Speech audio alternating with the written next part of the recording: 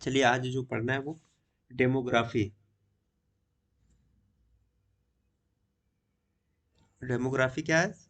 Study of human population. अगर हम इसकी एक लाइन में इसकी डिफिनेशन करें तो डेमोग्राफी का मतलब होता है कि स्टडी ऑफ ह्यूमन पॉपुलेशन। और जो ये ह्यूमन पॉपुलेशन पे स्टडी की जाती है, तीन चीजें देखने के लिए स्टडी की जाती है कि उसका जो डिस्ट्रीब्यूशन है, पॉपुलेशन साइज क्या है, कंपोजिशन क्या और डिस्ट्रीब्यूशन क्या है।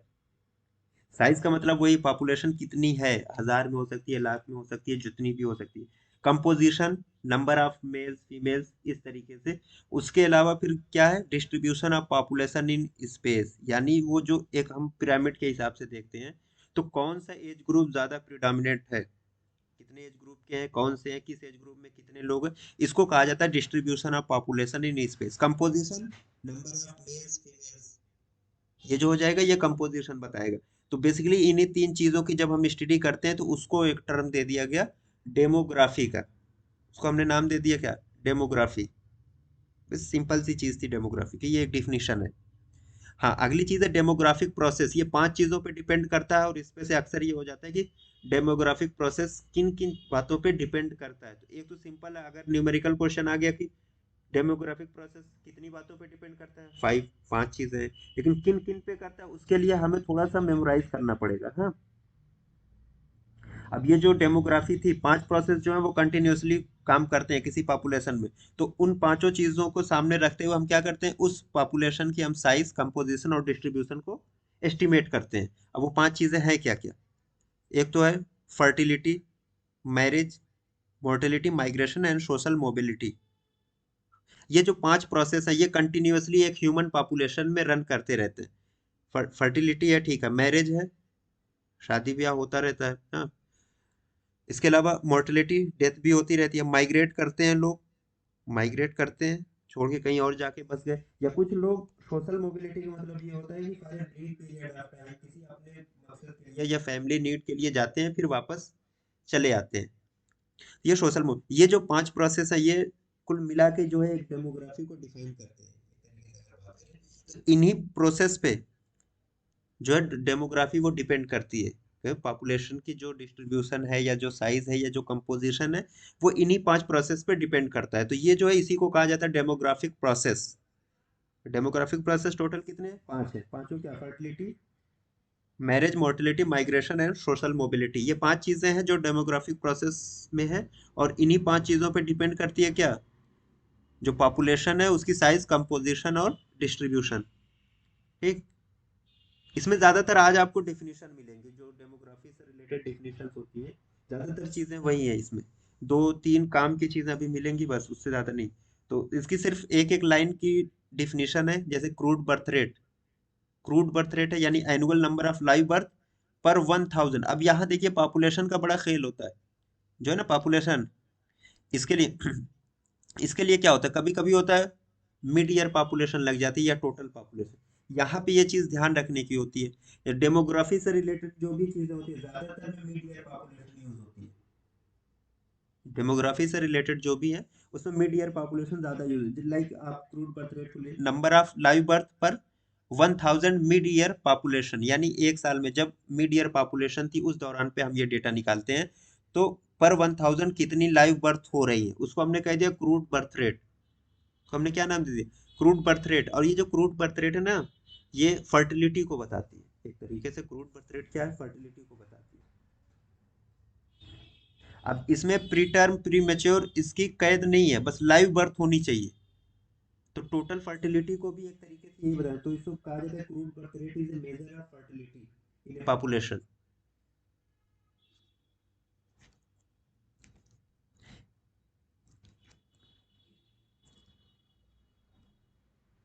उसके बाद है जनरल फर्टिलिटी रेट। अब जनरल फर्टिलिटी रेट में जो चीज एक इम्पोर्टेंट हो जाती है, ये हो जाती है जो रिप्रोडक्टिव एज पीरियड है। जो रिप्रोडक्टिव एज पीरियड होता है, यानी एक तो कुछ बुक्स में 15 to 49 ईयर्स है, और कुछ बुक्स में 15 to 44 ईयर्स ओल्ड है। ये क्या है, ये रिप्रोडक्टिव एज ग्रुप है, फीमेल्स का ये रिप्रोडक्टिव एज ग्रुप है। तो इसकी जो डिफिनेशन होती है जनरल फर्टिलिटी रेट की, annual number of live birth per 1000 women of child bearing age. वही चाइल्ड बियरिंग एज यानी जो रिप्रोडक्टिव एज है वही है। अब एज ग्रुप आप 15 to 49 ईयर्स का भी ले सकते हैं या 15 to 45 ईयर्स का। ये अलग अलग जगहों पे अलग अलग दिया हुआ है। तो मिड ईयर पॉपुलेशन यहाँ पे भी यूज की जाएगी। ये जनरल फर्टिलिटी रेट है। बस डिफिनीशन याद रखिएगा कि इसमें क्या चीज इंपॉर्टेंट, यहाँ पे क्या चाइल्ड बियरिंग, अगर चाइल्ड बियरिंग एज आपको याद है डिफिनीशन में कि चाइल्ड बियरिंग एज था, तो आप 15 से 49 भी लगा दीजिए या 15 से 44 भी लगा दीजिए, ये कोई नहीं पूछने। Crude death rate same birth rate का अपोजिट है, एनुअल नंबर ऑफ डेथ पर 1000 mid year population. Infant mortality rate annual number of death of children less than 1 year पर 1000 लाइव बर्थ। अब यहाँ पे थोड़ा सा चेंज हुआ मामला, यानी सालाना तौर पे अगर आप देखें तो कितनी डेथ हो रही है बच्चों की जो 1 साल से कम के थे, less than 1 year old children की कितनी डेथ हो रही है पर 1000 लाइव बर्थ। उसके बाद कितनी लाइव बर्थ हो रही है उस पूरे साल में, कितनी लाइव बर्थ हो रही है, उन लाइव बर्थ के बाद आप 1000 से इसको मल्टीप्लाई कर देंगे। तो अगर मान लीजिए टोटल डेथ जो हो रही है वो डी हो रही है और लाइव बर्थ है एल इंटू 1000, ये जो है इन्फेंट मोर्टेलिटी रेट का फार्मूला हो जाएगा। कोई भी यहाँ पे वैल्यू आप रख दीजिए जो भी है।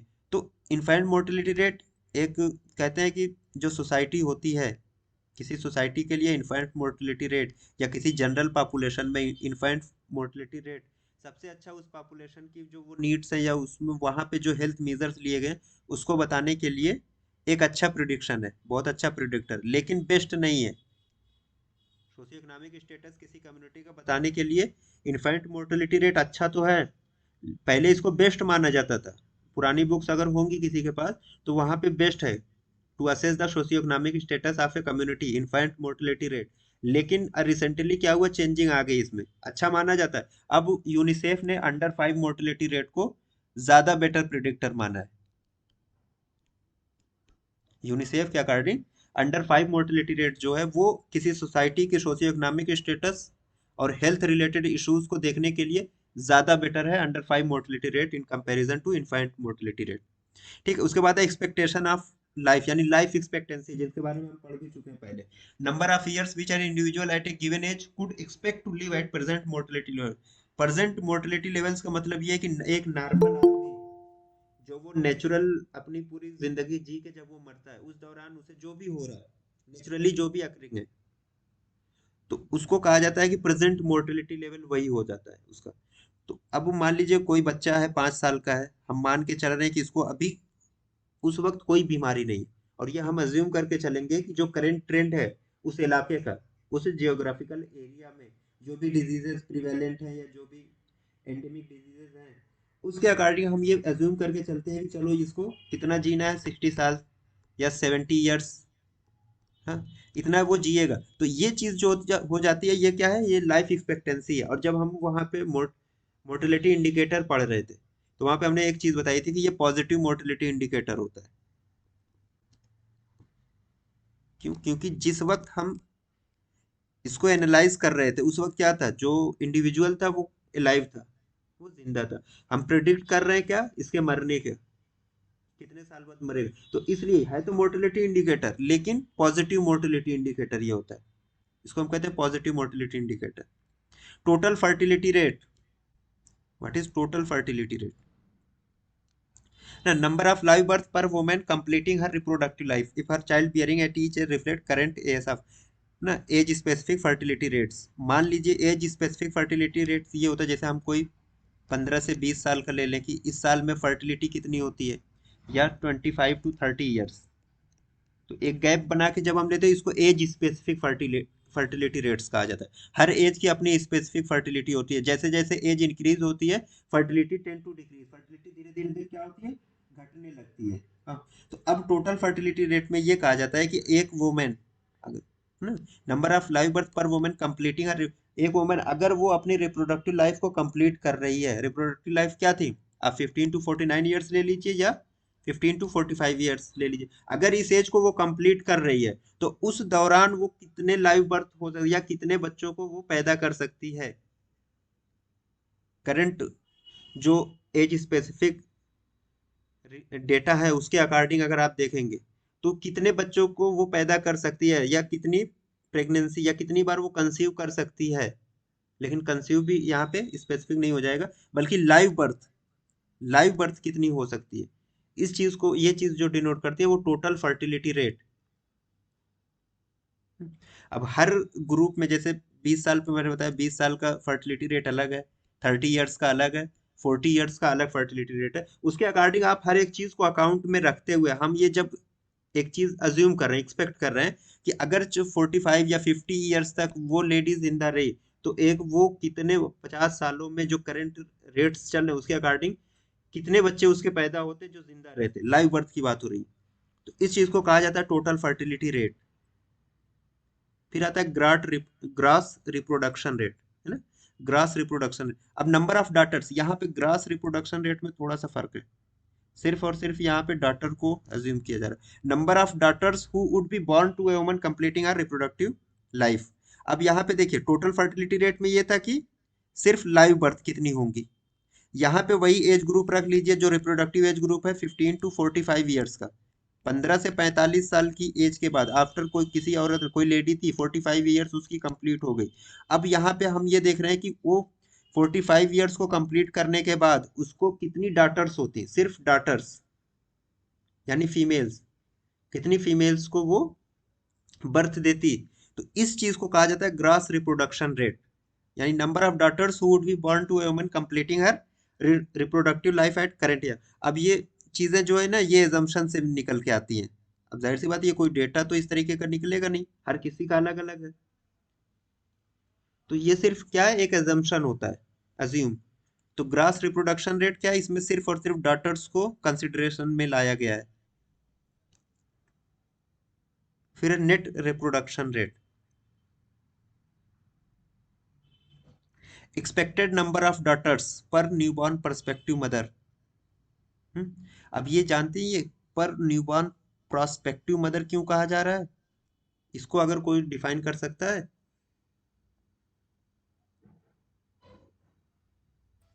सर यानी ऐसी कंडीशन जिसमें जो डॉटर होगी वो फ्यूचर में अपने रिप्रोडक्टिव एज में जाके फिर से चाइल्ड बेयरिंग एज में आएंगी और वहाँ पे वो रिप्रोडक्शन पार्टिसिपेट करेगी।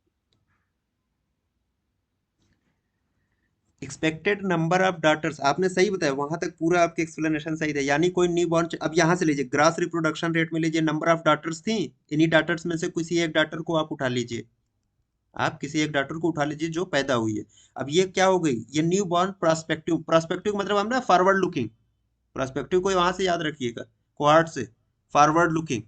तो आपने एक डॉटर न्यू बॉर्न डॉटर को उठा लिया, आपने एक न्यू बॉर्न को यहाँ से ले लिया। अब इससे हम ये देखेंगे कि इन फ्यूचर जब ये अपनी चाइल्ड बियरिंग एज को कंप्लीट करेगी यानी 45 ईयर्स को ये कंप्लीट करेगी, तो अब ये फर्दर इससे कितनी डॉटर्स होंगी, इसके ऑफ स्प्रिंग में कितनी डॉटर्स होंगी, ये चीज जो बताता है ये नेट रिप्रोडक्शन रेट बताता है, नेट रिप्रोडक्शन रेट। थोड़ा थोड़ा दो सब में फर्क है। टोटल फर्टिलिटी रेट क्या है कि लाइव बर्थ, मेल है फीमेल है उससे फर्क नहीं पड़ता, total number of live birth. Grass reproduction rate में सिर्फ और सिर्फ नंबर ऑफ डॉटर्स, और इन्हीं नंबर ऑफ डॉटर्स में से एक डॉटर को आप उठा के अज्यूम कर लीजिए कि 45 साल जिंदा रहने के बाद उससे फिर कितनी लड़कियां पैदा होंगी। अगर हम अपनी भाषा में कहें तो आफ्टर 45 ईयर्स कितनी लड़कियां उससे पैदा होंगी। तो इस चीज को कहा जाता है नेट रिप्रोडक्शन रेट। ठीक है, ये डिफिनेशन है, हर बुक में आपको कहीं ना कहीं लिखी हुई मिल जाएंगी। अब आइए demographic cycle and concept. Demographic cycle, इसमें 5 तरीके की ये साइकिल होती है, डेमोग्राफिक जो पूरी साइकिल होती है 5 स्टेज में इसको डिवाइड किया जाता है। और जो इसके बारे में कहा जाए डेमोग्राफिक साइकिल जो है ये जो किसी कंट्री के सोशियो इकोनॉमिक प्रोग्रेस को बताती है, यानी सोशियो इकोनॉमिक स्टेटस को बताती है कि वो क्या कर रहे हैं, सोशियो इकोनॉमिक या इकोनॉमिक स्टेटस उसका कैसा है, वो अंडर डेवलप्ड है, पुअरली डेवलप्ड है, या डेवलप्ड है, या डेवलपिंग है। इन तमाम चीजों को जो चीज बताती है वो डेमोग्राफिक साइकिल बताती है। 5 होते हैं इसके, 5 स्टेज होते हैं जिनको फेज में डिवाइड किया गया है। तो पहला जो स्टेज होता है इसका फर्स्ट स्टेज जिसको हम कहते हैं हाई स्टेशनरी स्टेज, यही थोड़ी सी इंपॉर्टेंस है। हाई स्टेशनरी स्टेज या फेज इसको कह लीजिए। ठीक है, ये फर्स्ट स्टेज था। अब इसका मतलब क्या है, फर्स्ट स्टेज है डेमोग्राफिक साइकिल हम देख रहे हैं। तो अभी हमने पीछे बर्थ रेट डेथ रेट सब देख लिया, तो यहाँ पे जो होगा फर्स्ट स्टेज में जो डेथ रेट होगी वो बहुत हाई होगी, हाई बर्थ रेट, और उतना ही हाई जो होगा वो डेथ रेट भी होगा। ठीक है, दोनों क्या करेंगे, दोनों एक दूसरे को कैंसिल कर देंगे। मतलब हाई बर्थ रेट है और हाई डेथ रेट भी है। आप अदर वर्ड्स में ये कह लीजिए कि जितने बर्थ हो रही है उतनी ही डेथ भी हो रही है, जितने नंबर ऑफ बर्थ हो रही है उतनी ही डेथ भी हो रही है। तो दोनों क्या कर रहे हैं, एक दूसरे को कैंसिल कर दिया इन लोग। नंबर ऑफ डेथ थी और नंबर ऑफ बर्थ थे, वो क्या हो गए, वो सेम हो गए, तो इन्होंने एक दूसरे को कैंसिल कर दिया। जब हाई बर्थ रेट और हाई डेथ रेट ने एक दूसरे को कैंसिल कर दिया, तो पॉपुलेशन क्या होगी, बढ़ेगी कि घटेगी? सर ना बढ़ेगी ना हाँ एग्जैक्टली, ना बढ़ेगी ना घटेगी। कांस्टेंट हाँ इक्विलिब्रियम। कांस्टेंट, तो इसी को कहा जाता है पॉपुलेशन जो होगी वो कैसी रहेगी, स्टेशनरी रहेगी। यहाँ पे लिखा हुआ हाई स्टेशनरी फेज, यानी population remains constant.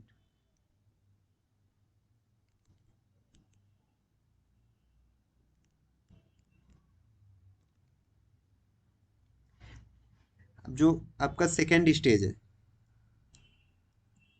Second stage में जो होता है, डेथ रेट जो होता है ना वो धीरे धीरे घटना शुरू हो जाता है। डेथ रेट जो होता है इसको कहा जाता है begins to decline.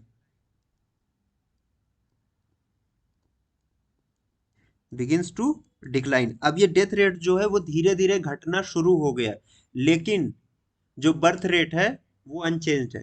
Birth rate क्या है, जैसे पहले थी वैसे अभी भी है, यानी हाई बर्थ रेट है। बर्थ रेट जो यहाँ पे है अभी अनचेंज्ड है, जो पहले थी वही अभी भी है, लेकिन डेथ रेट जो है वो धीरे धीरे अब घटना शुरू हो रहा है। तो अब अगर बर्थ रेट मान लीजिए किसी कंट्री की बर्थ रेट जो है सालाना, सालाना 500 चिल्ड्रन की है, 500 चिल्ड्रन की है, ठीक है, और फर्स्ट स्टेज में उसकी डेथ रेट भी कितनी थी, 500 की थी। तो दोनों एक दूसरे को नलीफाई कर दे रहे थे, कैंसिल कर दे रहे थे, पॉपुलेशन कांस्टेंट थी। अब सेकंड स्टेज में आइए, बर्थ रेट जो अनचेंज्ड है, यानी बर्थ रेट अभी भी कितना है, 500 चाइल्ड का है, चिल्ड्रन का है, इन्फेंट्स जो है 500, 500 बच्चे जो है वो पैदा हो रहे हैं एक साल में। लेकिन अब जो डेथ रेट है वो क्या, बिगिंस टू डिक्लाइन। अब जो डेथ रेट है वो कितनी आ जाएगी, मान लीजिए, ज्यादा मत घटाइए, 480 कर दीजिए या 450 कर दीजिए, ये डेथ रेट है। यानी कि अब 50 प्लस यहाँ पे लग गया, 50 प्लस यहाँ पे लग गया ना, क्योंकि डेथ रेट जो है वो अब कम हो रही है। 450 लोग ही सालाना मर रहे हैं और पैदा कितने हो रहे हैं, 500। तो ये जो प्लस 50 का एडिशन हो रहा है, धीरे धीरे पॉपुलेशन क्या करेगी, अब पॉपुलेशन अब बढ़ना शुरू करेगी। तो इसको कहा जाता है अर्ली एक्सपेंडिंग फेज। इसको जो हम नाम देते हैं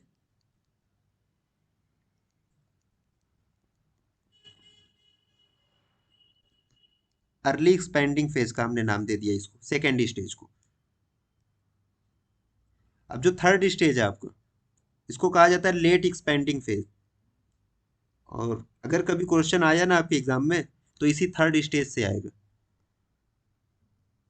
हो सकता कहीं से भी आ सकता है, लेकिन मोस्ट प्रोबेबली ये है कि थर्ड स्टेज से आएगा। क्यों आएगा, थर्ड स्टेज में क्या होता है, जो डेथ रेट होती है वो तो ऑलरेडी सेकेंड स्टेज में डेथ रेट जो होती है वो घटना शुरू हो गई थी।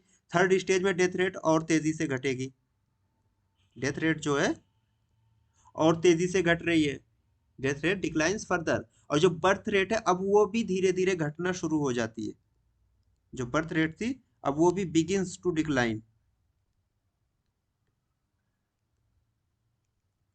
बर्थ रेट घटना शुरू हुई है और डेथ रेट जो ऑलरेडी घट रही थी अब और तेजी से घटने लगी, और तेजी से घटने लगी, यानी डेथ रेट और कम हो रही है, बर्थ रेट अभी बहुत थोड़ा सा कम हो रहा है। यानी मीन्स आप फैमिली प्लानिंग या जैसे भी कह लीजिए, हमने थोड़ा सा क्या किया, बर्थ रेट पे कंट्रोल लगा लीजिए। अब वही 500 का था पहले बर्थ रेट, अब यहाँ पे 450 का बर्थ रेट हो गया एनुअली।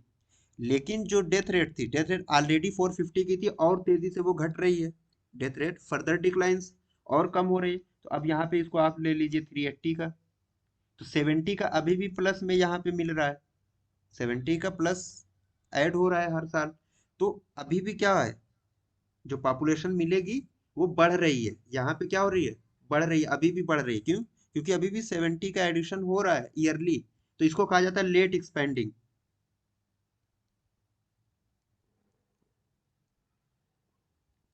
ये क्या है, ये लेट एक्सपेंडिंग फेज। देखिए बहुत माइनर सा फर्क है सेकेंड स्टेज और थर्ड स्टेज। बस इतना याद रखना है, सेकेंड स्टेज में जो बर्थ रेट होता है वो स्टेशनरी होता है, मतलब जो पहले था वैसे ही, उसमें कोई चेंजिंग नहीं होती। और थर्ड स्टेज में बर्थ रेट भी अब स्टार्ट हो जाता है टू डिक्लाइन, मतलब कम होना शुरू हो जाता है बर्थ रेट। और डेथ रेट जो सेकेंड स्टेज में ही कम होना शुरू हो गई थी, अब और कम हो रही है। तो उसकी वजह से क्या होगा, डेथ रेट तो घट गई, बहुत ज्यादा घट गई, लेकिन बर्थ रेट उसके मुकाबले में अभी बराबर पे नहीं पहुंच पा रही है। अभी भी हमें सरप्लस कुछ ना कुछ मिल रहा है। तो जो मिल रहा है उसकी वजह से क्या होगा, जो पॉपुलेशन है उस कम्युनिटी की या उस कंट्री की, वो क्या करेगी, अभी भी एक्सपेंड करेगी। तो इसको कहा जाता है late expanding phase, late expanding phase. और इंडिया जो है करेंटली जो है इसी स्टेज में। इसलिए मैं कह रहा था कि अगर क्वेश्चन बनाने वाले हो सकता है कि वो पूछ दें कि इंडिया किस स्टेज में है, तो इंडिया अभी जो किसमें है, लेट एक्सपेंडिंग फेज में।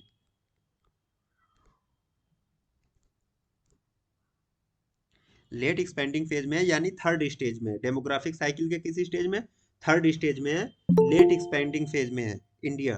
तो ज़्यादातर चीज़ें हमें क्या, हमें अपने हिंदुस्तान से ही रिलेटेड चीज़ें ज़्यादा याद रखनी है। तो फिलहाल जो है वो थर्ड स्टेज हमारे लिए, इसकी इंपॉर्टेंस इससे बढ़ जाती है कि हम लोग कहाँ हैं अभी, थर्ड स्टेज में। और आप देख लीजिए पॉपुलेशन का क्या हाल है हमारे। इसके बाद फोर्थ जो है, फोर्थ स्टेज जिसको हम कहते हैं लो स्टेशनरी स्टेज। अब ये जो लो स्टेशनरी स्टेज है,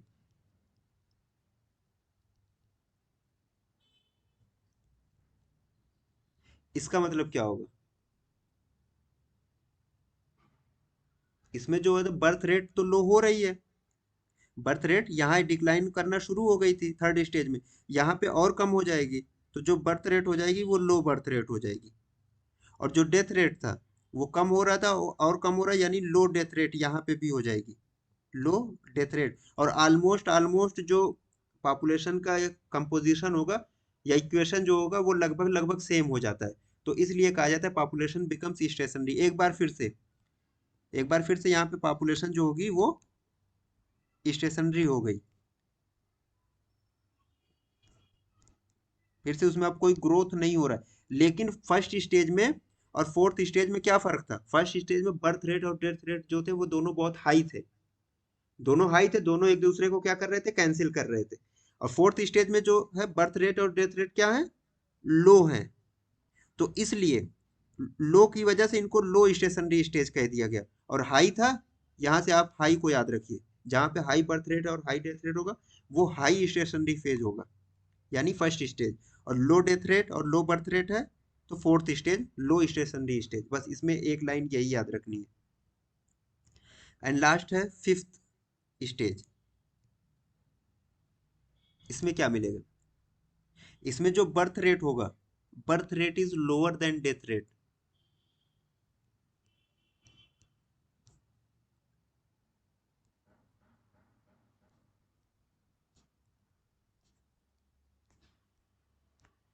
birth rate is lower than death rate. इससे क्या आप निकालेंगे, अगर बर्थ रेट किसी कंट्री की जो बर्थ रेट है वो कम हो गई है in comparison to death rate, मान लीजिए अगर 50 डेथ हो रही है, 50 डेथ हो रही है एनुअली, तो बर्थ रेट कितनी है, मान लीजिए 40 ही है, अब रह गई है। अब ये हर चीज का एकदम अपोजिट है कि जो बर्थ रेट है वो डेथ रेट से कम हो गई है, तो अब पॉपुलेशन पे क्या असर पड़ेगा, population begins to decline, population धीरे धीरे कम होना शुरू हो कम जाएगी। होगी। हाँ, जो पॉपुलेशन है वो डिक्लाइन करना शुरू कर जाएगी।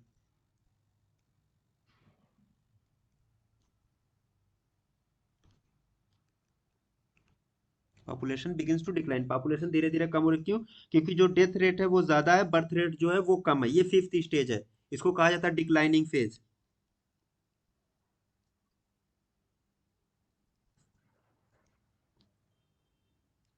इसको हमने नाम दिया डिक्लाइनिंग फेज का। ठीक है, तो ये 5 स्टेज थे, 5 फेज थे डेमोग्राफिक साइकिल के। और डेमोग्राफिक साइकिल किससे रिलेटेड है, socio economic progress of country, socio economic progress of country. ठीक, अब यहाँ से फिर इसी डेमोग्राफी से चार जो है वो डिफिनेशन बनती है, चार पांच, उसको देखिए। एक होता है डेमोग्राफिक ट्रांजिशन। डेमोग्राफिक ट्रांजिशन का मतलब है the process of transition from high birth rate and high death rate, यानी stage one, from high birth rate and high death rate to low birth rate and low death rate. As part of the economic development of a country from a pre industrial to an industrialized economy. अब यहाँ पे फर्क क्या था, high birth यानी जो है phase 1 से, सॉरी, जो स्टेज 1 से स्टेज 4 की बात आ गई, लेकिन जो पॉपुलेशन में कोई फर्क नहीं आया, पॉपुलेशन में कोई फर्क नहीं आया। फर्क आएगा, हाई बर्थ रेट था, हाई डेथ रेट था स्टेज 1 में, दोनों एक दूसरे को कैंसिल कर रहे थे, हाई स्टेशनरी फेज था वो। उसके बाद लो बर्थ रेट, लो डेथ रेट, ये भी एक दूसरे को बैलेंस कर देंगे, तो ये लो स्टेशनरी फेज। लेकिन फर्क क्या था, पहले इकोनॉमिक डेवलपमेंट की बात हो रही थी, जो कंट्री पहले था प्री इंडस्ट्रियल कंट्री था, यानी वहां पे बहुत ज्यादा इकोनॉमिकली डेवलपमेंट नहीं हुई थी। लेकिन जैसे जैसे डेवलपमेंट हो रही है, तो लो बर्थ रेट कब आएगा, जब डेवलप्ड कंट्रीज में क्या फैमिली प्लानिंग का बहुत ज्यादा यूज होता है, और उसी की तरह से जो मेडिकल फैसिलिटीज है वो भी डेवलप्ड कंट्रीज में ज्यादा रहेंगी, तो डेथ रेट भी वहां का कम होगा। तो जो ट्रांजिशन कहाँ हुआ, प्री इंडस्ट्रियल से इंडस्ट्रियल इकोनॉमी की तरफ, तो इसी को कहा जाता है डेमोग्राफिक ट्रांजिशन। फिर डेमोग्राफिक विंडो हर कंट्री के लिए एक बार जरूर आती है, period of time in A Nations demographic evolution when proportion of population of working age group is particularly prominent. जो वर्किंग एज ग्रुप होता है, यानी एडल्ट पॉपुलेशन जिसको हम कहते हैं, एडल्ट पॉपुलेशन, तो डेमोग्राफिक विंडो इसको कहते हैं। ये वो वक्त होता है, वो टाइम पीरियड होता है जिसमें जो किसी भी पॉपुलेशन की आप उठाइए, किसी भी नेशन का पॉपुलेशन आप ले लीजिए, तो वहां पे जो बल्क होगा, जो बल्क होगा या जो सबसे ज्यादा पॉपुलेशन होगी वो किसकी होगी, वर्किंग एज ग्रुप की, यानी एडल्ट्स की। ये फेवरेबल कंडीशन है किसके लिए, डेवलप्ड कंट्रीज के लिए। किसी भी कंट्री को हम डेवलप्ड तभी कह सकते हैं जब वहां पे जो वर्किंग एज ग्रुप है वो ज्यादा होगा। डेवलप्ड कंट्री की पहचान क्या, उनका जो पिरामिड हम बनाते हैं, अभी आगे बनाएंगे भी, तो उनका पिरामिड जो होता है ना, जो बेस होता है वो नैरो होता है, वो इस तरीके से होता है, लेकिन बीच में जाके ना बल्जिंग होती है, बहुत ज्यादा बल्जिंग होती है, और उसके बाद फिर जो होता है टॉप पे ये नैरो हो जाता है। तो ये जो बीच की ये जो बल्जिंग है, ये वर्किंग एज ग्रुप बताता है। वही वर्किंग आप ले लीजिए, अगर यहाँ से 18 टू 65 ईयर्स का एज ग्रुप जो काम कर रहे हैं, जो वर्किंग एज ग्रुप है, तो एडल्ट पॉपुलेशन भी यही है। तो एडल्ट पॉपुलेशन जिस भी कंट्री के पिरामिड में रहेगी, पॉपुलेशन पिरामिड में, वो कंट्री डेवलप्ड कंट्रीज में आता है। तो डेमोग्राफिक विंडो का मतलब यही है कि proportion of population of working age group is particularly prominent. जब ये चीज बीच में, ये चीज निकल के ज्यादा आ जाए, जो वर्किंग एज ग्रुप है, तो वो हम कहते हैं कि वो डेवलप्ड कंट्री है। और उसी को जब वर्किंग एज ग्रुप वाले जो एडल्ट पॉपुलेशन ज्यादा होती है, तो उसको हम कहते हैं डेमोग्राफिक विंडो। और ये हर कंट्री के लिए कभी न कभी 100 साल के अंदर 1 to 50 ईयर्स में कभी न कभी जरूर आती है। फिर है डेमोग्राफिक डिविडेंड। ये क्या चीज है, a rise in the rate of economical growth due to a rising share of working age group in population. Same इसी का डेमोग्राफिक विंडो है, वर्किंग एज ग्रुप वाली पॉपुलेशन ज्यादा हो गई थी, उसकी वजह से क्या होगा, इकोनॉमिक ग्रोथ बढ़ेगा। इकोनॉमिक क्या बढ़ेगा, इकोनॉमिक ग्रोथ बढ़ता है। यानी अगर मान लीजिए कि वो अभी इससे पहले डेमोग्राफिक विंडो के शुरू होने से पहले वो डेवलपिंग कंट्री था, लेकिन जैसे ही डेमोग्राफिक विंडो मिली उसे, अब वो डेवलप्ड कंट्री की तरफ चला जाए। क्यों, क्योंकि उसकी जो इकोनॉमी बहुत तेजी के साथ ग्रो करेगी। मोस्ट ऑफ द पॉपुलेशन उसकी क्या है, एडल्ट पॉपुलेशन है, जो काम कर रही है, किसी पे डिपेंड नहीं है। तो उसको कहा जाता है डेमोग्राफिक डिविडेंड, यानी rise in the rate of economic growth due to a rising share of working age group in a population. Next है डेमोग्राफिक ट्रैप। ये भी आता है हर कंट्री के लिए, ये एक बार जरूर आएगा। तो डेमोग्राफिक ट्रैप क्या है, applies to a country whose population is growing rapidly, whose population is growing rapidly due to a high birth rate and low death rate. Death rate तो कम है, लेकिन बर्थ रेट बहुत हाई है। तो ऐसी कंडीशन में क्या होगा, जो इंफ्रास्ट्रक्चर है और दूसरी चीजें हैं, उनकी कमी हो जाएगी, कंट्री जो है अभी भी अंडर डेवलपिंग में रह जाएगा। तो इसको कहा जाता है डेमोग्राफिक ट्रैप, यानी उन कंट्रीज पे जिनकी पॉपुलेशन तो बहुत तेजी के साथ बढ़ रही है, क्यों, high birth rate and low death rate की वजह से, तो इसको डेमोग्राफिक ट्रैप हमने नाम दिया। अब इसी के साथ क्रूड बर्थ रेट। अभी क्रूड बर्थ रेट एक बार हमने देख चुके हैं, नेटिलिटी और child birth per 1000 mid year population. Second है क्रूड डेथ रेट, वही डेथ रेट है क्या, मोर्टेलिटी पर 1000 मिड ईयर पॉपुलेशन। फिर आइए ग्रोथ रेट। अब ग्रोथ रेट को क्या कहते हैं, ग्रोथ रेट क्या, change in the population over time and can be quantified as the change in the number of individuals in a population per unit time. अब ये जो ग्रोथ रेट आपको अगर मेजर करना है उसका सबसे सिंपल फार्मूला, यहाँ पे बर्थ रेट और डेथ रेट लिखने का मकसद यही था कि जब हम ग्रोथ रेट को कैलकुलेट करेंगे तो सबसे सिंपल सा फार्मूला है, आप सीबीआर को सीडीआर से माइनस कर दीजिए, ये जो निकल के आएगा वो आपका ग्रोथ रेट निकल के आएगा पर यूनिट टाइम पे। Crude birth rate minus crude death rate, आप इन दोनों को माइनस कर दीजिए, आपका ग्रोथ रेट निकल के आ जाएगा। अब ये दो तरीके से होती है एनुअल ग्रोथ रेट, एक होता है डिकेडल ग्रोथ रेट, यानी over a period of 10 years, जब आप 10 साल के गैप के बाद आप देखेंगे कि पॉपुलेशन में ग्रोथ कितनी हुई है, तो उसको हम कहते हैं डिकेडल ग्रोथ रेट। और ये जो डिकेडल ग्रोथ रेट है ये आमतौर से निकलती किससे, सेंसस से, क्योंकि सेंसस एवरी 10 ईयर्स होता रहता है। एनुअल ग्रोथ रेट के लिए जो फार्मूला है वो यही सेम है जो अभी हम बात कर रहे थे, CVR crude birth rate minus crude death rate, इनको आप माइनस कर दीजिए, जो भी मिला वो हो जाएगा एनुअल ग्रोथ रेट, यानी एनुअली इतनी ग्रोथ रेट है। कैसे है एनुअल ग्रोथ रेट, आप देखिए कि यहाँ पे जब आप क्रूड बर्थ रेट या क्रूड डेथ रेट का फार्मूला यूज कर रहे थे तो वहां पे आप ना पर मिड ईयर पॉपुलेशन एनुअली आप निकाल रहे थे, आप सालाना निकाल रहे थे। तो यहाँ पे एनुअल ग्रोथ रेट हम निकाल रहे हैं तो सीधी सी बात है, बर्थ रेट है डेथ रेट है हमारे पास, दोनों को आप माइनस कर दीजिए, वो आपका एनुअल ग्रोथ रेट निकल आ जाए। लेकिन अगर डिकेडल ग्रोथ रेट है, सिंपल सी बात है 10 साल का टाइम हमें देना पड़ेगा, 10 साल के बाद ही हम कैलकुलेट करेंगे, जो भी निकलेगा वो डिकेडल ग्रोथ रेट हो जाएगा बस। फिर पॉपुलेशन पिरामिड जिसको हम कहते हैं एज सेक्स पिरामिड, इनको 3 पार्ट्स में डिवाइड किया जाता है। यहां से देखिए थोड़ा सा इंपॉर्टेंट चीज है ये, पहला स्टेशनरी पिरामिड, जो पॉपुलेशन का पिरामिड होगा वो क्या होगा, ना तो एक्सपेंड करेगा ना तो डिक्लाइन करेगा, जैसा है वैसा ही रहेगा। यानी ये population pyramid showing an unchanging pattern of fertility and mortality, यानी बर्थ रेट डेथ रेट क्या है, सेम है। अब चाहे वो हाई स्टेशनरी हो या लो स्टेशनरी हो, स्टेशनरी पिरामिड यहाँ से बनेगा, क्योंकि बर्थ रेट और डेथ रेट क्या है, सेम है, फर्टिलिटी और मोर्टिलिटी उसी चीज को बता रही है। सेकंड जो आपका आता है एक्सपेंसिव पिरामिड, एक्सपेंसिव मतलब एक्सपैंड कर रहा है, a population pyramid showing a broad base, base क्या होगा, बहुत ब्रॉड होगा, broad base indicating a high proportion of children, यानी जो फर्टिलिटी ज्यादा है, बर्थ रेट क्या है, ज्यादा है, a rapid rate of population growth and low proportion of older people. अब अगर ओल्डर पीपुल का प्रोपोर्शन जो है वो कम है लेकिन बेस जो है वो बहुत ज्यादा है, दैट मीन्स क्या है, बच्चे बहुत ज्यादा है। जब बच्चे ज्यादा है तो क्या पॉपुलेशन क्या कर रही है, एक्सपैंड कर रही है, पॉपुलेशन धीरे धीरे क्या बढ़ रही है, उसको नाम दे। अब ये दोनों जो आपका स्टेज 2 और स्टेज 3 है वो इसी एक्सपेंसिव पिरामिड में आएंगे। एंड कंस्ट्रक्टिव पिरामिड, ये जो स्टेज 5 था, स्टेशनरी पिरामिड में अगर आप लेंगे तो ये आपका कौन सा आएगा, स्टेज 1 एंड स्टेज 4, यही तो आएंगे। ये हाई स्टेशनरी था एंड ये लो स्टेशनरी था, ये दोनों मिला के आपका स्टेशनरी पिरामिड बना रहे हैं। एक्सपेंसिव पिरामिड में क्या था, स्टेज 2 एंड स्टेज 3, दोनों के दोनों क्या है, एक्सपैंड कर रहे हैं, एक अर्ली एक्सपेंडिंग फेज था, एक लेट एक्सपेंडिंग फेज था। तो ये एक्सपेंसिव पिरामिड है। कंस्ट्रक्टिव पिरामिड जो है वो स्टेज 5 बनाता है, इसके माने देखिए कंस्ट्रक्शन के माने क्या, धीरे धीरे सिकुड़ना, कम होना। Stage 5 A population pyramid showing lower numbers of percentage of younger people, अब जिनमें यंगर पीपुल का जो है परसेंटेज कम होगा।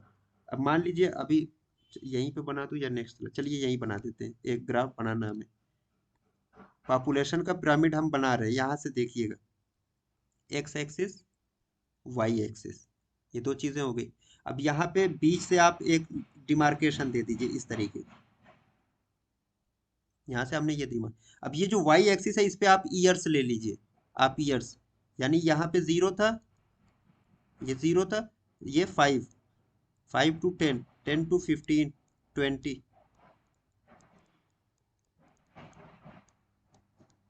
25, 30, 35, इस तरीके 5 ईयर्स के गैप पे हम लेते हैं इसको जनरली। आपने इस तरीके से ईयर का गैप दे दिया, ईयर। अब परसेंटेज ऑफ पॉपुलेशन कैसे दिखाएंगे, तो दो तरीका इसका होता है, एक तरफ मेल आप रखिए, एक तरफ फीमेल रखेंगे। हम्म, अब इधर आप रख लीजिए फीमेल्स ना, राइट साइड पे, लेफ्ट साइड पे मेल्स। हमने इस तरीके से तो रख लिया। अब मान लीजिए कि एज ग्रुप की बात आती है, ये जो है परसेंटेज है 1 2 3 4 5, 1 2 3 4 5। अब इसमें बताने की जो वजह है कि कैसे कंस्ट्रक्शन होगा, कैसे एक्सपैंड होगा। मान लीजिए जो है 5 to 10 ईयर्स का अगर आप डेटा निकालेंगे, जाहिर सी बात है डेटा तो पहले से आपको चाहिए तभी तो आप ग्राफ बनाएंगे। डेटा आपने 5 से 10 साल का निकाला, आपने पाया कि जो है 4.5% जो है मेल्स थे। अब यहाँ पे ये 5 to 10 ईयर्स का यहाँ पे आप लेके आएंगे तो करीब यहाँ आपको ये जो मिलेगा, ये है ना, ये आपको इस तरीके से इस हिस्टोग्राम, डबल हिस्टोग्राम, जो एज सेक्स पिरामिड का जो हम पॉपुलेशन पिरामिड का जो हम ये बनाते हैं पूरा ग्राफ, इसको एक नाम याद रखिएगा कि ये डबल हिस्टोग्राम होता है। कैसे होता है अभी देखिएगा। एक हिस्टोग्राम ये हो गया, ये जो है ये हिस्टोग्राम। नॉर्मली जैसे जब हम बार ग्राफ बनाते हैं किसी उस पे, तो ये जो है ये हिस्टोग्राम है। लेकिन यहाँ पे हम इसका जैसे इन्वर्टेड बना रहे हैं। यहाँ से अगर आप फीमेल्स को ले लीजिए, फीमेल्स 2% थी, तो फीमेल्स को हम यहाँ से लेंगे उसी एज ग्रुप पे, तो ये करीब करीब यहाँ तक आ जाएंगी ना, ये आ गई। इसी तरीके से अलग अलग एज ग्रुप का अगर हम ले रहे हैं कहीं पे, मान लीजिए जो यंगर एज ग्रुप है 20 से 25 साल का, वो कितने थे, वो 5% पूरे हैं। 20 से 25 साल में कितने हैं, 5%। आपका जो ये हिस्टोग्राम है वो इस तरीके का बनेगा। मेल्स के लिए फीमेल कितना है, 4%। यहीं से लेके आइए ये। तो जब ऐसे ही मान लीजिए ऐसे ही खींच दीजिए आप, ये ऐसे ही बढ़ता चला जा रहा है, ठीक, कहीं पे कम है कहीं पे ज्यादा है।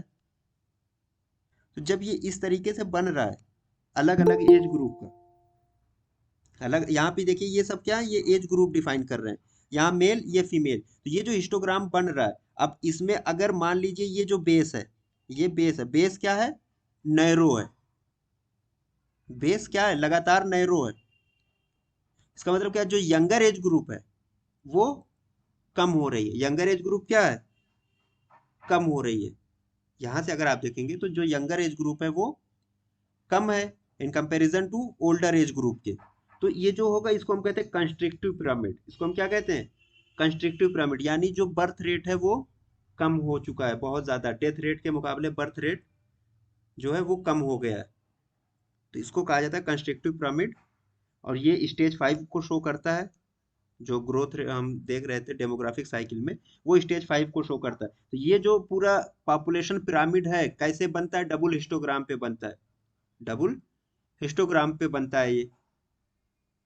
एक चीज तो ये याद होगी कि डबल हिस्टोग्राम पे बनेगा, ठीक है। एक्सपेंसिव हो गया। अब जो ये एक्सपेंसिव पिरामिड था, ये क्या बताता है, अगर मैं पूछूं कि एक्सपेंसिव पिरामिड है, मान लीजिए मैं क्विज अभी बना के दे दूं कि आपने किसी का पॉपुलेशन का, हमने पॉपुलेशन पिरामिड देख रहे थे और वहां पे हमको जो पिरामिड मिला वो कौन सा मिला, एक्सपेंसिव पिरामिड मिला।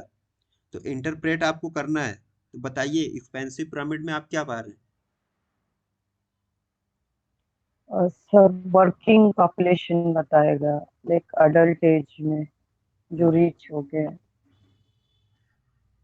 हाँ, फ्यूचर बताएगा, फ्यूचर की पॉपुलेशन का ट्रेंड बताएगा, फ्यूचर में पॉपुलेशन का ट्रेंड क्या रहेगा, कितनी वर्किंग क्लास रहेगी और कंट्री की डेवलपमेंट कितनी। चलिए ठीक है, आपका इंटरप्रिटेशन कंस्ट्रक्टिव पिरामिड पे आप जरा इंटरप्रिटेशन करिए कि इसमें क्या मिलेगा।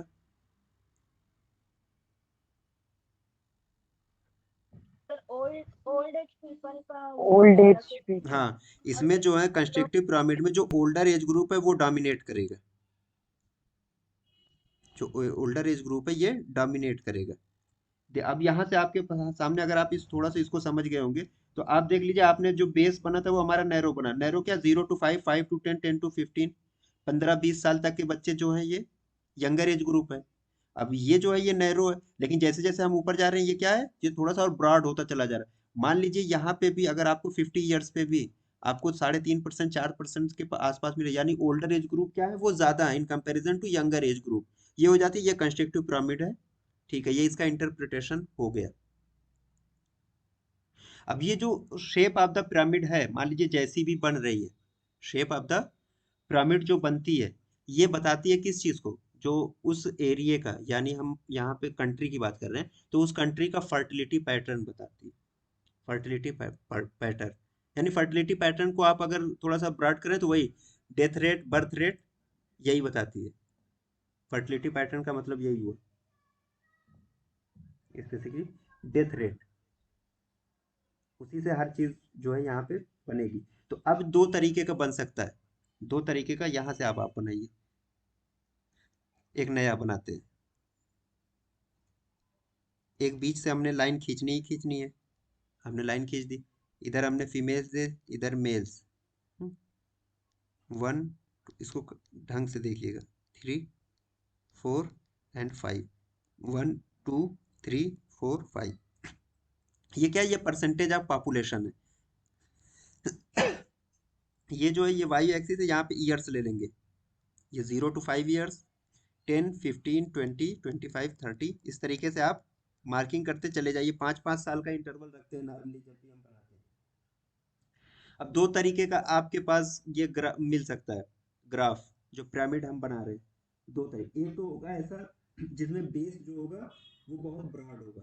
बेस का मतलब ये वाली चीज, हाँ, बेस जो होगा वो ब्रॉड होगा, यानी कि जो यंगर एज ग्रुप है बहुत ज्यादा मिलेंगे। मान लीजिए 4% मेल था, और लगभग इतना ही आपके सामने ये भी मिल गए फीमेल्स। थोड़ा सा और कम कर लीजिए, लेकिन बहुत ज्यादा कम नहीं हो रहा है। अब जब इस तरीके से मिलता है,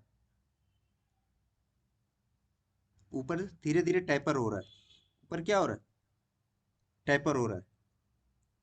यानी जो ब्रॉड बेस है, बेस क्या है, ब्रॉड है, और टिप जो है वो नैरो है। टिप या टॉप कह लीजिए, ये क्या है, ये नैरो है।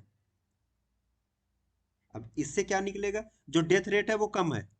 डेथ रेट क्या है, वो कम है, लेकिन बर्थ रेट जो है बहुत ज्यादा है, यहाँ ज्यादा से है। ज्यादा है। तो जो ज्यादातर टिपिकल ये हमारे, आप इंडिया का ले लीजिए, तो अगर बनाएंगे ना तो लगभग लगभग ऐसा ही बन के मिलेगा। या जो यूरोपियन, सॉरी, अफ्रीकन कंट्रीज है, या जो डेवलपिंग कंट्रीज है, अपने एक वर्ड में अगर हम बात करें, तो जो डेवलपिंग कंट्रीज हैं उनका जो है ये ऐसे ही बन के आएगा, जिसमें जो होगा बेस जो होगा ब्रॉड होगा, नैरो जो होगा टॉप पे होगा। तो वो डेवलपिंग कंट्रीज का हो जाता है।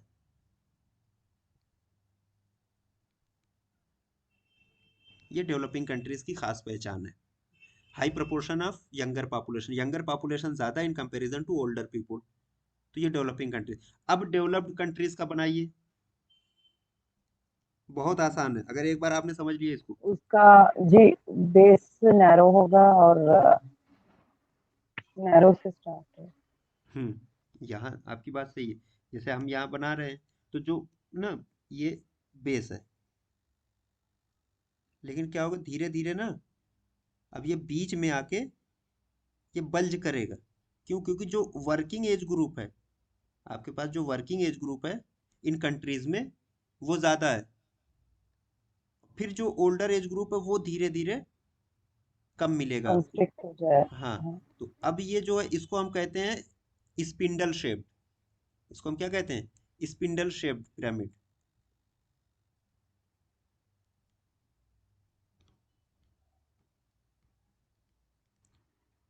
स्पिंडल शेप्ड पिरामिड ये जो है ये डेवलप्ड कंट्रीज की पहचान है।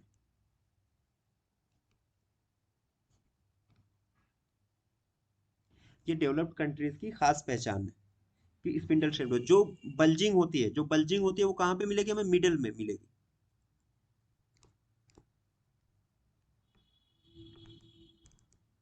और जो बेस होगा और जो टॉप होगा वो कंस्ट्रिक्टेड होंगे, और बल्जिंग है वो मिडिल में होंगी। तो इस तरीके के पिरामिड को हम कहते हैं स्पिंडल शेप पिरामिड, और ये डेवलप्ड कंट्रीज की पहचान है। डेवलप्ड कंट्रीज की, यानी जो एडल्ट है उनका प्रोपोर्शन उस पूरे पॉपुलेशन में सबसे ज्यादा है। इस तरीके से चलिए, ये तो बन गया, ये बन गया। अब दो तरीका और है इसमें, एक है टालर पिरामिड, एक है शार्टर पिरामिड। यही है, सेम पिरामिड है। टालर पिरामिड कब बनेगा, यानी जहाँ पे मोर्टेलिटी ट्रेंड जो है ना, मोर्टेलिटी रेशियो बहुत कम हो जाएगा, जहाँ हर चीज़ की जो फैसिलिटीज़ है बहुत अच्छी मिलेंगी। अगर हॉस्पिटल या यूँ कह लीजिए हेल्थ केयर फैसिलिटीज़ अच्छी हैं, तो लोग क्या करेंगे, उनका सर्वाइवल रेट है जो वो क्या होगा, वो बढ़ जाएगा। सर्वाइवल रेट बढ़, अगर हेल्थ केयर फैसिलिटीज़ अच्छी मिल रही है तो सर्वाइवल रेट बढ़ जाएगा। जब सर्वाइवल रेट बढ़ेगा तो ये जो 5 ईयर्स का गैप आप बना रहे हैं ये बढ़ता चला जाएगा। ये क्या करेगा, ये बढ़ेगा, तो उसी हिसाब से पिरामिड भी बन बढ़ता चला जाएगा। तो जितना टाल पिरामिड होता है दैट मीन्स कि उस पॉपुलेशन की लाइफ एक्सपेक्टेंसी वो बहुत ज्यादा है।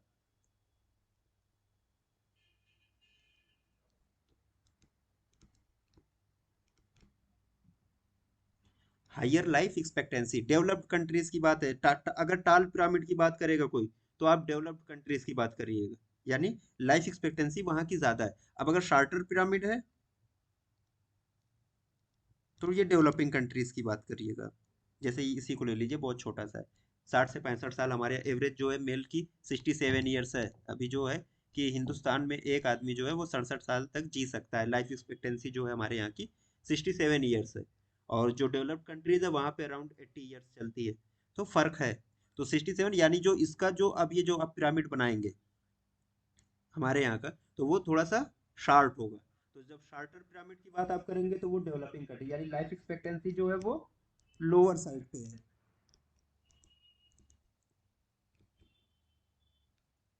ये डेवलपिंग कंट्रीज। अच्छा, ये 67 ईयर जो है लाइफ एक्सपेक्टेंसी तो है नॉर्मल पीपल। डॉक्टर्स की कितनी है? जनरल नॉलेज है। और 5 years कम। 59 ईयर्स। 59 ईयर्स जो है नॉर्मल डॉक्टर्स की है।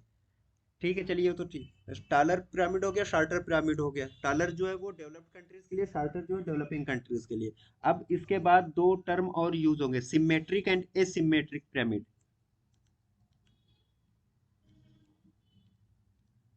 सिमेट्रिक पिरामिड कब कहेंगे? दिमाग लगाइए, बहुत आसान है। मेल और फीमेल सेम है। हाँ, सेक्स रेशियो जो है वो आइडियल होना चाहिए। वही तो देख रहे थे।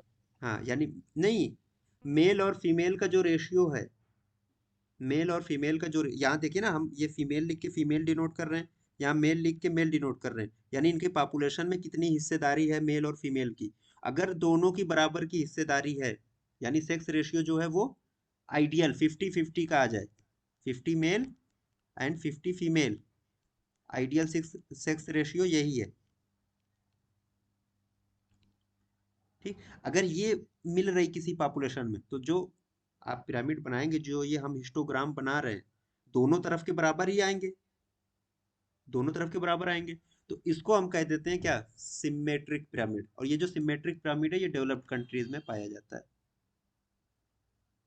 एसिमेट्रिकल पिरामिड इसी का जस्ट अपोजिट है, यानी कि जो सेक्स रेशियो अनफेवरेबल है, बहुत मतलब एब्सर्ड है। 1000 मेल पे हो सकता है 910 या 920 फीमेल। तो जो ये एबनॉर्मल या अनफेवरेबल सेक्स रेशियो है, वहां पे जो पिरामिड बनेगा वो कैसा बनेगा, एसिमेट्रिक पिरामिड बनेगा। उस और ये डेवलपिंग कंट्रीज की पहचान है। एसिमेट्रिक जो है वो डेवलपिंग कंट्रीज की पहचान है। अच्छा, इतनी चीजें हो गई। एक बहुत इंपॉर्टेंट चीज है, जरूर देखिएगा। जैसे हम ग्रोथ रेट की बात कर रहे थे, हमने सबकी ग्रोथ रेट की बात कर ली, तो ये मान के चलते हैं कि जो डेवलप्ड कंट्रीज है उनका ग्रोथ रेट जो है बहुत कम होता है। उसमें एक एग्जांपल दिया गया ग्रोथ रेट के लिए, जैसे यूरोपियन कंट्रीज, ज्यादातर जो यूरोपियन कंट्रीज हैं वो क्या है, वो डेवलप्ड है। मेरे ख्याल से कोई एक आधी होगा जो डेवलपिंग हो, वरना सब के सब डेवलप्ड कंट्रीज है यूरोप में। तो यूरोपियन कंट्रीज का जो ग्रोथ रेट है वो less than 0.3% per year, less than 0.3% per year, European countries का ये ग्रोथ रेट था। ठीक है, हो गया। अब जो अफ्रीका है, अफ्रीका टोटल के टोटल अंडर डेवलप्ड या डेवलपिंग कंट्रीज में है, पूरा अफ्रीका, पूरा कॉन्टिनेंट अफ्रीका का। यहाँ पूरे अफ्रीका की जो ग्रोथ रेट है वो 2.6%, 2.6% पर ईयर। बहुत फर्क है दोनों में। और एशिया की, एशिया की है 0.9%, फिर भी इससे 0.6% ज्यादा है, यानी टू अगर देखा जाए तो इससे इसका 3 गुना ज्यादा है यूरोपियन कंट्री से। 0.9% एशिया का। लैटिन अमेरिका जो है वहां पे भी 1% है ग्रोथ रेट। तो आप देखिए जो डेवलप्ड नेशंस हैं उनका ग्रोथ रेट बहुत कम है, ठीक है, तो एक रूल चलता है यहाँ पे, जो डेवलप नेशन या जो भी है, एक रूल चलता है जिसको हमने नाम दिया रूल ऑफ 70।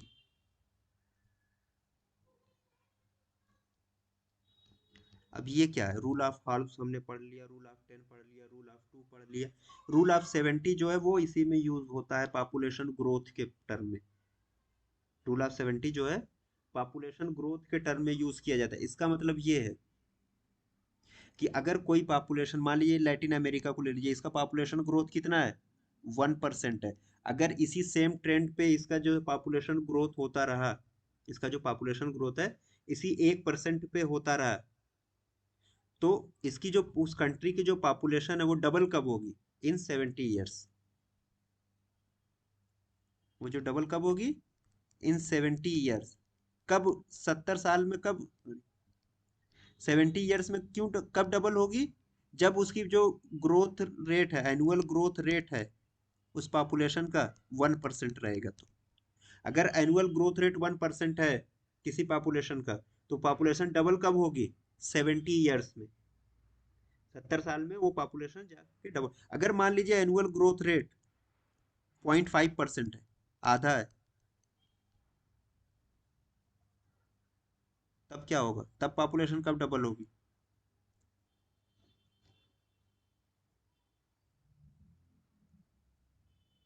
इसको आप आधा कर रहे हैं, उधर 2 से मल्टीप्लाई कर दीजिए, 140 ईयर्स। अगर एनुअल ग्रोथ रेट जो है 0.5% है किसी कंट्री का, तो उसकी जो पॉपुलेशन है वो कब डबल होगी, 140 ईयर्स में, 140 साल में, 140 साल में। और अगर 2% है एनुअल ग्रोथ रेट, 35 ईयर्स में। देखिए यहाँ से ये इंपॉर्टेंट इसलिए हो जाती है, रूल ऑफ 70, एक तो ये हमें जानना चाहे आए ना आए कि किससे रिलेटेड है। हाँ, तो पॉपुलेशन ग्रोथ से है, ग्रोथ रेट से है। और कैसे हो रही है उसका ये थोड़ा सा डिस्क्रिप्शन था कि 1% के हिसाब से अगर है तो 70 साल में पॉपुलेशन डबल हो जाएगी। अब उसी को ऊपर नीचे कर लीजिए, 2% हो जाएगा तो 35 ईयर्स में ही, यानी स्पीड बढ़ जाएगी।